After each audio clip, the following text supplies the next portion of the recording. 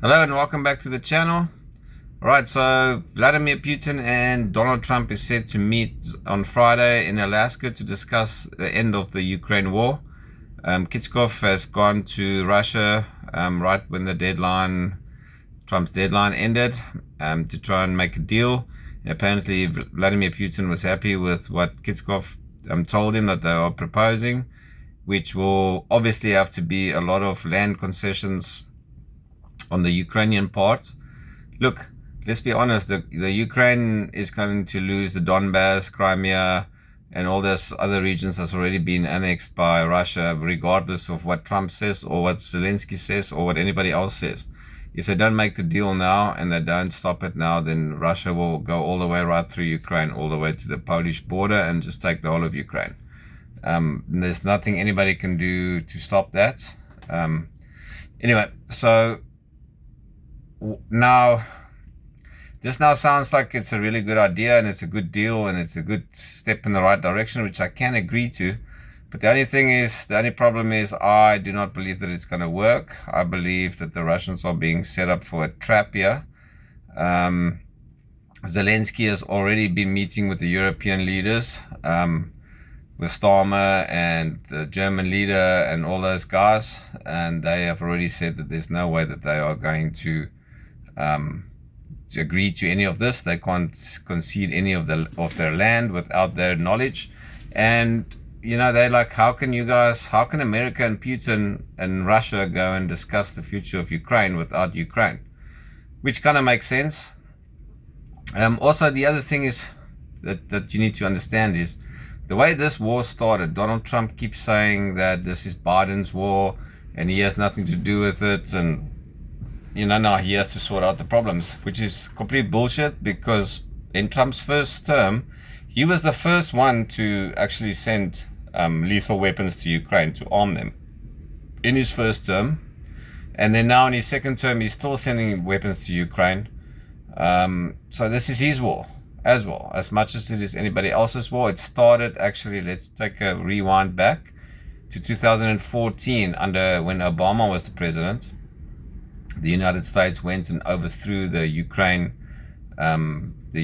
president at the time, which was pro-Russian and who was just being neutral. Everything was fine. Then the Americans went there, they overthrew that president, and then they installed Zelensky in order to escalate this proxy war, to start this proxy war with Russia. Russia said there's no way that NATO was going to be on our border. That's our red line. And they decided to invade. The Americans have been providing intelligence. They've been providing military equipment. They're providing everything during this war. So let's be honest, this is an American war against Russia, America and NATO, also the Europeans. And what I don't understand is, so now how can America be the one to mediate the end of this war when it is an American war?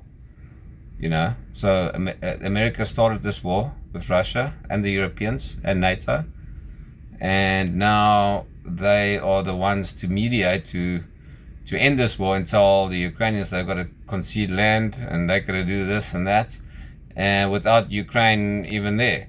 The other problem is Vladimir Putin also said that Zelensky is an illegitimate president. He wasn't re-elected or anything like that, so they don't even want to talk to him. So who's going to make the call there? The Russians said that what they would like is the Ukraine to have elections, and then the new president who was elected then needs to make the call of how they're going to end this war, the surrender and all of that. So what I believe is happening is that the Americans just want to maybe withdraw themselves officially from this war, and that's what they're going to try and do with this meeting. Then what's going to happen is Zelensky is going to say no, and the Europeans are going to back him, say no, there's no way, there's not going to be a deal, so there's going to be no deal. But then the Americans will withdraw themselves officially from this, but then in the back door, them and the Americans is still going to sell the weapons to NATO, and then NATO is still going to send the weapons to Ukraine, and the war is just going to continue and it's just going to escalate, and then America can sit back and say, oh, but look, we pulled out, we try to make a deal, we're not involved with this anymore at all, in order for them to take the heat off of them, between them and the Russians. So yeah, that's what I think is going to happen here. The other thing is also I don't understand how Vladimir Putin can agree to meet America on American soil. America has got a really big history of actually assassinating people. They've assassinated the Iranian Supreme Commander, Salami, and they were also played a big part in helping Israel assassinate the Hezbollah guys, the leadership there. They decimated them. They also played a big part in trying to assassinate, to take out the leadership of Iran with that attack. It failed. Also, America, the Russians are not stupid, and they know that America can't agree to any agreements. They've been tearing up all the agreements and the treaties that they've made in the past. They had peace talks with Russia, and then they orchestrated that operation where they infiltrated Russia and smuggled all those drones in and tried to take out their nuclear air bases.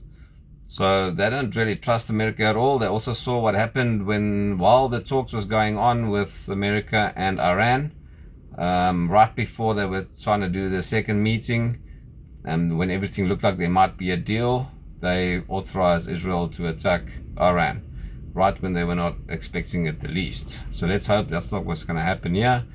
And yeah, also I believe there's going to be so many fingers on nuclear buttons when Putin visits America, because what if something happens to Vladimir Putin, while he's on American soil? I'm pretty sure the West would love to assassinate him, and I just hope to God that that's not going to happen. The Russians are not stupid. Like I said, they don't trust America. Donald Trump flip-flops every week. He changes his mind on things all the time. So they know that the Americans also can't agree to an agreement or stick to agreements. So I'm not really sure what's going to happen in this meeting. It sounds like it's good on paper and the world's going to be saved, but unfortunately, I do not think that it's going to end this war. And yeah, I believe the Europeans and Zelensky is definitely going to sabotage this deal. All right, well, that's the update for today. I'll see you guys tomorrow.